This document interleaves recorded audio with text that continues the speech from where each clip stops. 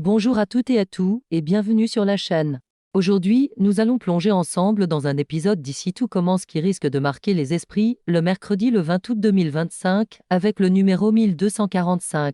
Ce jour-là, le rêve vire au cauchemar. Ce qui devait être une inauguration triomphale du Résonance, symbole d'espoir et de réussite pour Claire et Olivia, s'ouvre d'abord sur une lueur de solidarité, l'Institut vole à leur secours. Jasmine s'impose comme une alliée déterminée, et une vague d'énergie collective semble sauver l'événement. Mais l'ombre du sabotage plane toujours, prête à frapper là où on s'y attend le moins. Et puis, en une fraction de seconde, tout s'effondre. Alors que les invités applaudissent, que les verres s'entrechoquent et que les sourires renaissent, le poison du chaos s'abat sur la salle, des bombes lacrymogènes explosent, plongeant le Résonance dans un brouillard suffocant.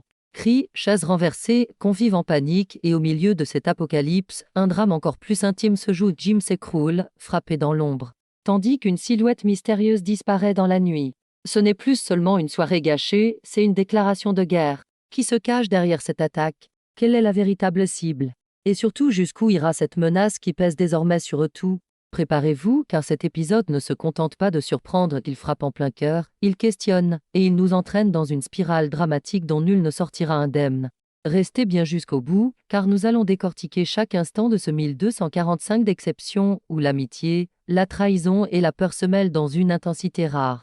La nouvelle du vol tombe comme un couperet, Olivia et Claire, déjà sur les nerfs depuis des jours, se retrouvent totalement démunies. Dans le bureau vitré, elles tournent en rond, les mains crispées sur leur téléphone. Claire appelle les fournisseurs, tente désespérément de trouver une solution de dernière minute, mais rien n'y fait. Olivia, les larmes aux yeux, répète: sans stock, c'est fini, on ne pourra jamais tenir le service. Un silence s'installe, lourd, presque fataliste. Les chefs envisagent l'impensable, annuler purement et simplement l'inauguration.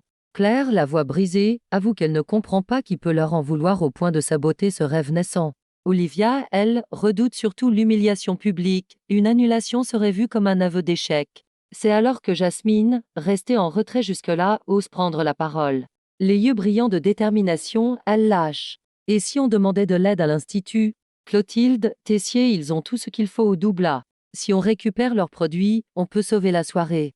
La suggestion semble folle. Mais face à l'impasse, Claire et Olivia acceptent que Jasmine tente sa chance. Quelques heures plus tard, dans le bureau de direction de l'Institut, Clotilde et Tessier découvrent la situation. Clotilde, réfléchissant déjà à l'impact médiatique, y voit une opportunité. Si ça marche, le Résonance brillera et l'Institut aussi. Ce serait une belle publicité pour nous. Tessier, lui, croise les bras, sceptique. Son esprit pratique reprend aussitôt le dessus. Et nos clients du Doubla? Si on vide nos stocks, on ne pourra pas tenir la carte. Ils vont se plaindre, et c'est nous qui allons trinquer. Mais face à l'insistance de Clotilde et à la conviction de Jasmine qui plaide pour leur donner une chance, il finit par céder. La décision tombe, les cuisines du Doubla vont prêter leurs ingrédients aux Résonances. Un mince espoir renaît. Entre urgence et adrénaline, la machine se met en marche. Les camions de l'Institut s'activent, les caisses de produits affluent vers le Résonance. Les chefs et les élèves retroussent leurs manches. L'inauguration, un temps menacé, est sur le point de se transformer en une véritable démonstration de solidarité culinaire. Mais la question reste entière, cette improvisation de dernière minute suffira-t-elle à convaincre les invités et à effacer l'ombre du sabotage? Dans le jardin de l'Institut, baigné par une lumière encore estivale, Alice trottine devant, entraînant Constance et Gaëtan à travers les allées. L'air sent bon la terre et la lavande, mais l'ambiance est lourde du côté de Gaëtan. Il traîne les pieds, les épaules basses, visiblement atteint. Personne n'est venu à mon premier cours, lâche-t-il, amer. Constance, attentive, lève les yeux vers lui avec douceur. Elle connaît bien son enthousiasme parfois maladroit, ce côté un peu trop frontal qui peut braquer les jeunes. Tu sais, ton message sur le réseau, il était trop punchy. Les élèves sortent à peine des vacances. Quand ils lisent qu'on va les remettre au pas, ça ne donne pas envie. Alice acquiesce d'un signe de tête, amusée. Constance a raison. Au début de l'année, ils sont souvent encore dans le mode farniente, limite zombie. Ils ont besoin qu'on les attire avec des activités plus fun, plus ludiques. Gaëtan soupire, ruminant son échec. J'avais préparé tout un programme, j'étais persuadée que ça allait marcher. Constance lui tapote l'épaule, un sourire encourageant aux lèvres. Tu ne t'es pas trompé sur le fond, juste sur la forme. Pourquoi ne pas transformer ta pré-rentrée en une sorte de remise en forme conviviale? Jeux, défis sportifs, un peu de légèreté, ça leur donnera envie de venir, et toi tu pourras glisser tes exercices sans qu'ils s'en rendent compte. Alice, pleine d'entrain, ajoute: On pourrait même faire ça dans le jardin, regarde. Avec le soleil et l'air frais, ça passerait beaucoup mieux qu'en salle. Peu à peu, Gaëtan relève la tête. Les mots de Constance font leur chemin, il comprend qu'il ne s'agit pas de baisser ses exigences, mais d'attirer les élèves autrement.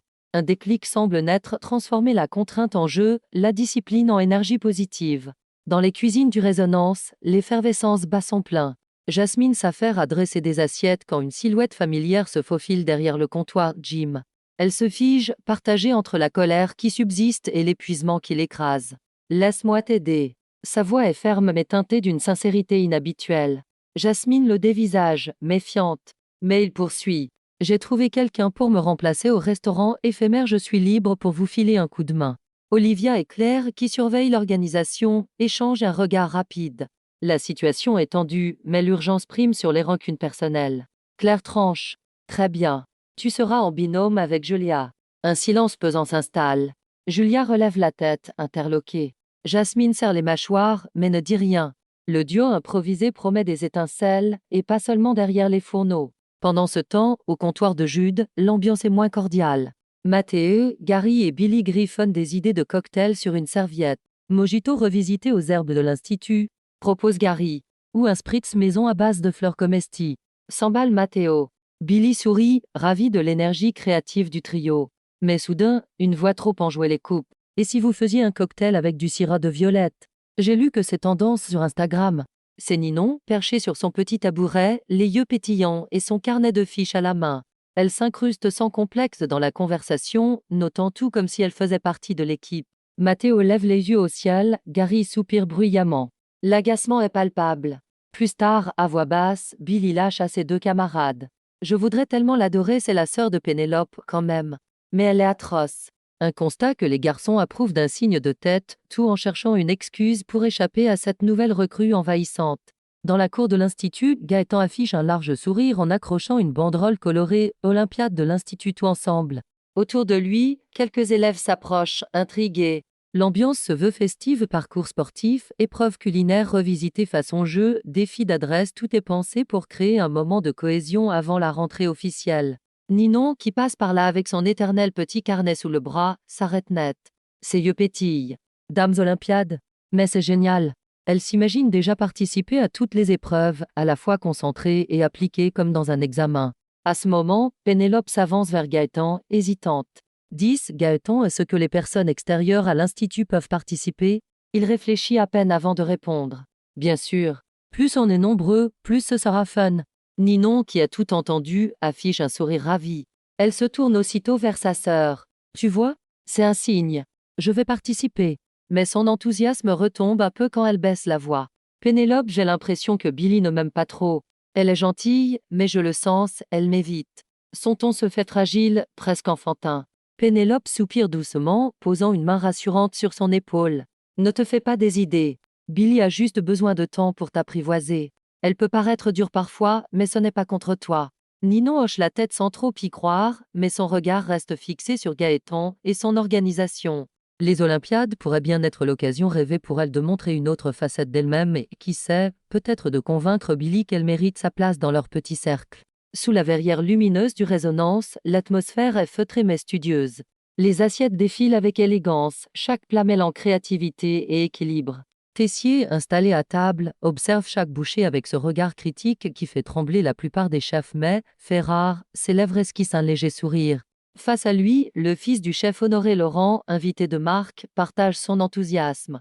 Le concept bipolaire du restaurant se double univers porté par Olivia et Claire intrigue et surprend, mais séduit également par son audace et sa cohérence. Emmanuel, qui s'attendait peut-être à relever des failles, se retrouve agréablement surpris.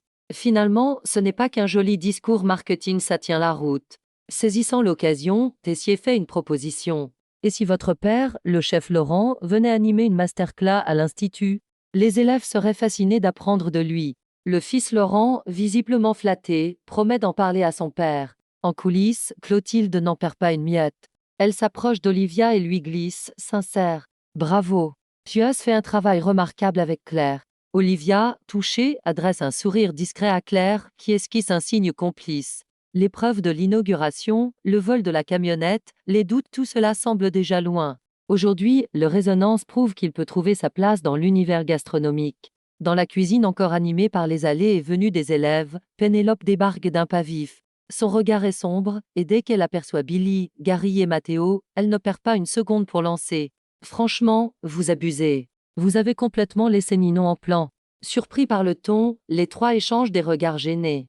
Billy ouvre la bouche, mais c'est Matteo qui prend la parole, un peu sur la défensive. Pénélope, ce n'est pas ce que tu crois. On ne voulait pas l'exclure, mais elle parlait trop, tout le temps. On n'arrivait pas à la canaliser et on devait rester concentré sur le boulot. Gary, bras croisés, hoche la tête, confirmant sans un mot. Billy, elle, baisse les yeux, consciente qu'elle n'a pas fait d'effort pour intégrer la petite sœur de son amie. Pénélope, blessée pour Ninon, ne décolère pas. Vous savez qu'elle débarque, qu'elle ne connaît encore personne et vous l'avez laissée se débrouiller. Vous imaginez comment elle se sent, là. Le silence qui suit pèse lourd. Derrière la colère de Pénélope, chacun comprend qu'elle a raison. Ninon est certes envahissante, mais derrière ses airs maladroits, elle cherche simplement sa place. La nuit qui devait sceller la naissance du Résonance prend une tournure cauchemardesque. Après le service, quand la frénésie des plats et des commandes s'apaise enfin, Jim s'avance vers Jasmine. La cuisine est encore imprégnée des parfums chauds de la soirée, beurre fondu, herbes grillées, vin blanc évaporé sur les plaques brûlantes. Mais entre eux, l'air est lourd, saturé de non-dits. Jasmine, les bras serrés contre elle, garde ce visage fermé qu'il connaît trop bien. Son silence n'est pas une arme, c'est une blessure à vif. Elle finit par lâcher, dans un souffle bridé mais ferme. Je ne pourrai plus jamais te faire confiance. Même si je le voulais, même si je t'aimais encore, c'est fini. Chaque mot résonne comme un coup de couteau. Jim baisse les yeux, incapable de soutenir son regard. Ses poings se ferment, puis se relâchent. Il tente un dernier geste, un dernier pont vers elle.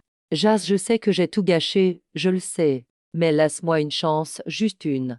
J'ai l'impression que si tu me tournes le dos maintenant, je n'aurai plus rien.